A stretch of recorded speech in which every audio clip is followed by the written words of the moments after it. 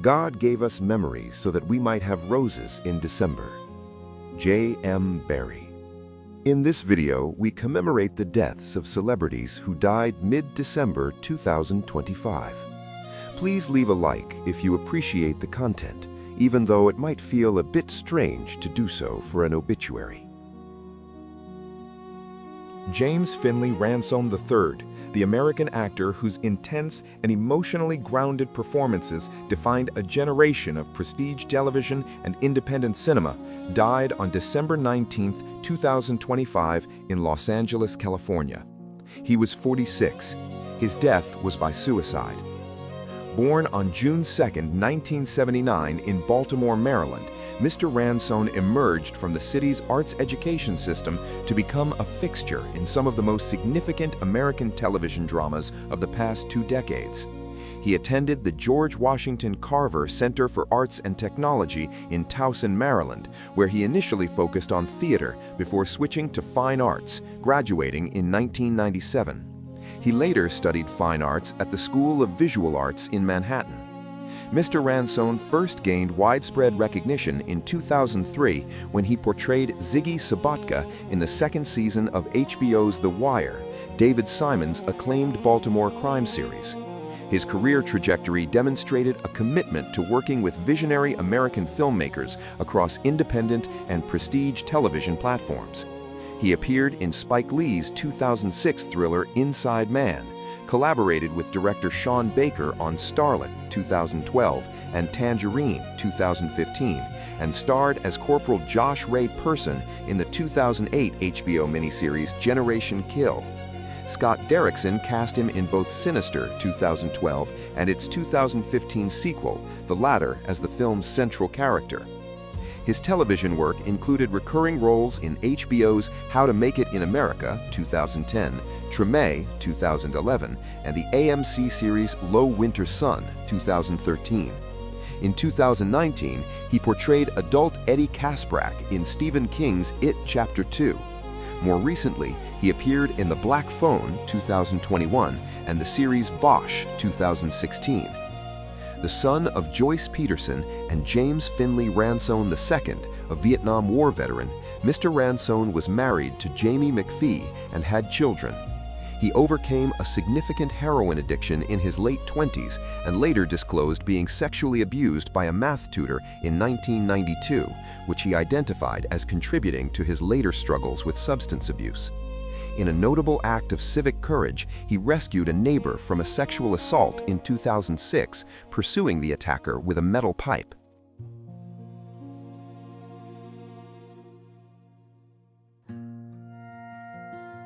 Christopher Anton Rea, the gravelly-voiced guitarist and singer-songwriter who became a beloved figure across Europe while deliberately stepping back from American stardom, died in hospital on December 22, 2025, at age 74.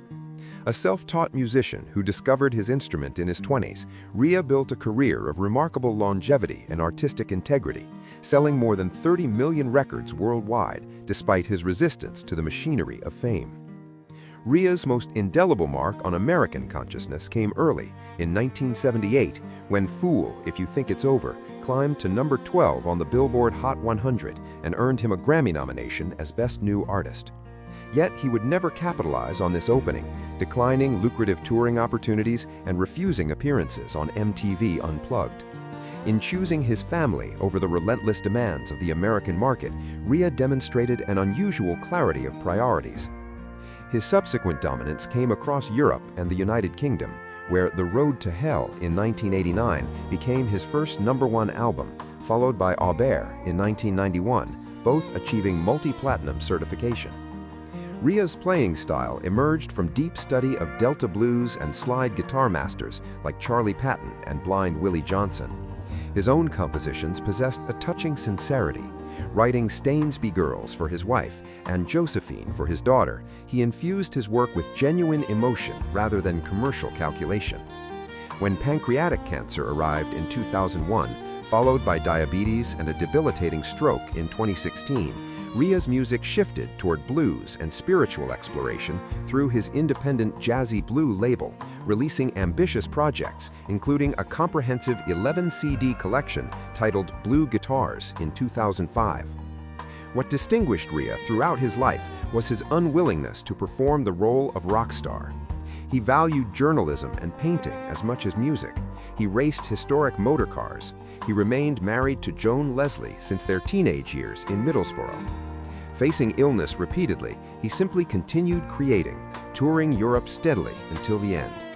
In an era of manufactured celebrity, R.I.P offered something rarer, an artist who refused the bargains offered by fame and remained, until his final days, devoted to the work itself.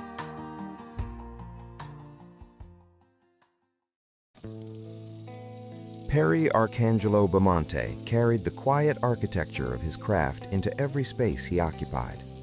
From the moment he joined the Cure's road crew in 1984, working alongside his brother Daryl, who managed the band's logistics, he understood that music existed in the spaces between intention and execution.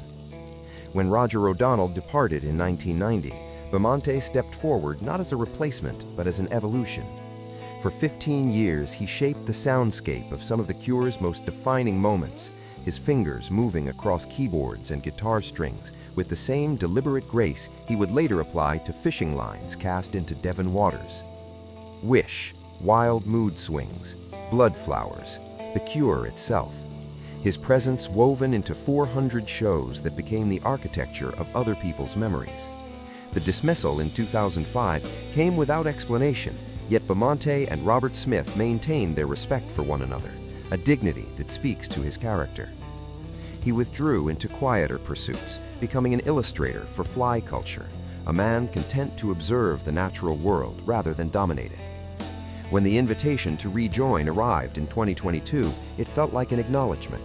90 more performances with his wife Donna by his side, each one a conversation with the audience and with himself.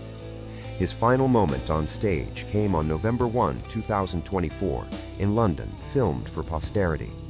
The Rock and Roll Hall of Fame had already recognized his contribution in 2019, yet his passing at 65 carries a particular poignancy for those who understood that Bamonte's gift was never about visibility.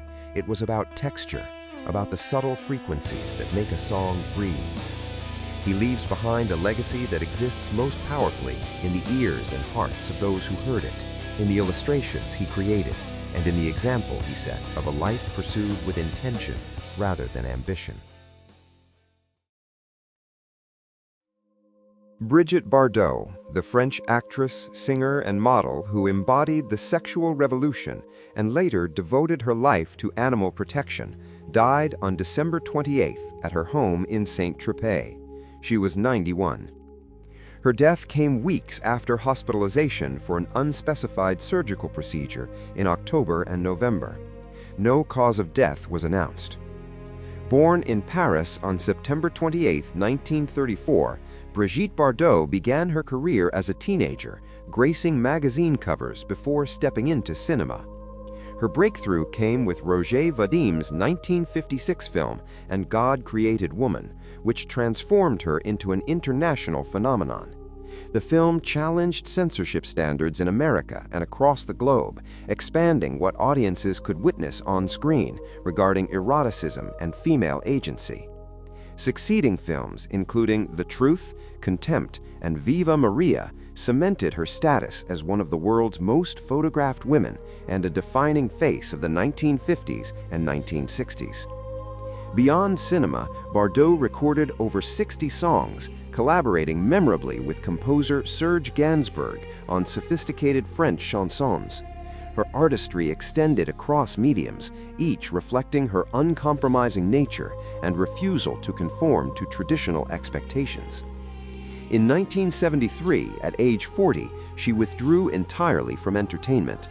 What followed was a decades-long crusade for animal welfare that many observers underestimated.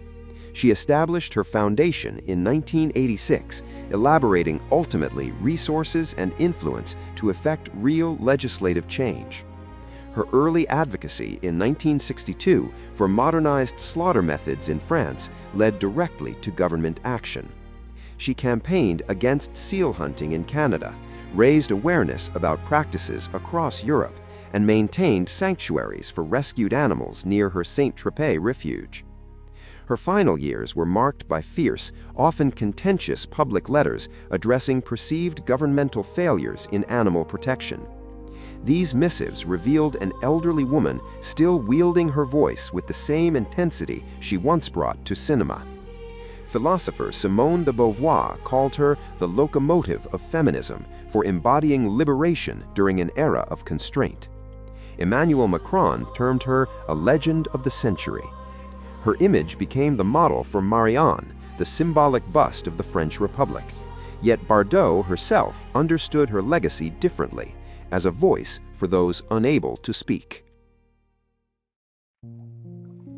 Isiah Whitlock Jr., the versatile American character actor, whose commanding presence and incisive wit defined some of television and film's most unforgettable roles, passed away on December 30th, 2025, following a brief illness at a New York City hospital.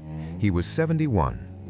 Born in South Bend, Indiana on September 13, 1954, Whitlock embodied the American journey from Midwest roots to theatrical mastery. A football player at Southwest Minnesota State University on an athletic scholarship, he abandoned the field after an injury. During rehearsals for Arthur Miller's The Crucible, he discovered his true calling. After graduating in 1976, he moved to San Francisco and trained at the American Conservatory Theater, launching a career that would span nearly 5 decades.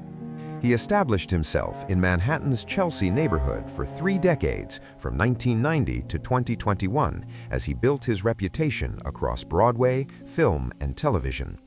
Whitlock's presence in Martin Scorsese's Goodfellas and his earliest television work announced an arriving talent, but his collaboration with Spike Lee beginning in 2002 cemented his status as an essential character actor. Across 8 Lee productions, including 25th Hour, Black Klansman, and Da 5 Bloods, Whitlock delivered performances of devastating subtlety. Yet his most iconic role came as corrupt Maryland State Senator Clay Davis on HBO's The Wire, where his work achieved what the New York Times called mesmerizing vaudevillian phoniness that captured the series' deepest moral complexities. Over more than 120 credits in film, television, and theater, Whitlock brought extraordinary grace to characters both principal and peripheral. He appeared across the Law & Order universe, recurred memorably on Veep and Atlanta, and completed his film career in Cocaine Bear. His final television role came in the White House mystery, The Residence. On stage, he earned critical recognition with the Lucille Lortel Award nomination in 2002. Whitlock transcended entertainment through his signature vocal flourish that became cultural legend, even launching a successful 2015 Kickstarter campaign that raised over $100,000. A prototype he created found its way to President Barack Obama, who reportedly treasured it. Southwest Minnesota State University honors him through an endowed scholarship bearing his name. Spike Lee captured him simply in an Instagram tribute. My dear beloved brother. Even though their voices have now fallen silent, their works, deeds, and memories live on in us. Our thoughts are with the families, friends, and fans. Follow the link to the right to see a secular requiem that honors celebrities who died in November 2025. A like and subscription would greatly help the channel. Thank you.